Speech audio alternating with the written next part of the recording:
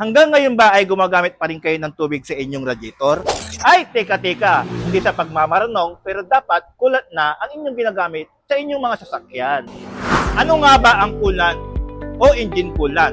Ang coolant ay isang fluid na umiikot sa loob ng ating engine na nag-absorb ng heat during operation. At kapag mainit na ang coolant, pupunta siya sa radiator at si radiator magsisilbing heat exchanger para palamigin ang mainit na coolant. At kapag malamig na yung coolant, papalit na siya sa loob ng engine to do the same process over and over again. Madali lang itong gamitin. Gamit ang tools, buksan lang ang takip ng radiator at ganoon din dito sa may reserva. At dahil need ko na magpalit ng coolant sa motor, siguraduhin palamigin muna ang makina bago ito buksan. And then, pwede na nating i-drain ang existing na coolant o kung tubig man ang ginamit nyo before, saka ibalik itong ibabang takip gamit ang screw. And finally, pwede na nating buksan at ilagay itong Kubi Super Coolant.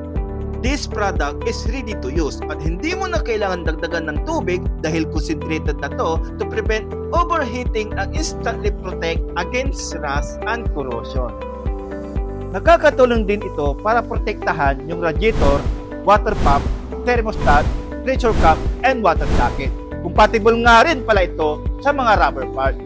May kilala kasi ako na tubig ang ginamit, kaya hindi nagtagal nag-overheat.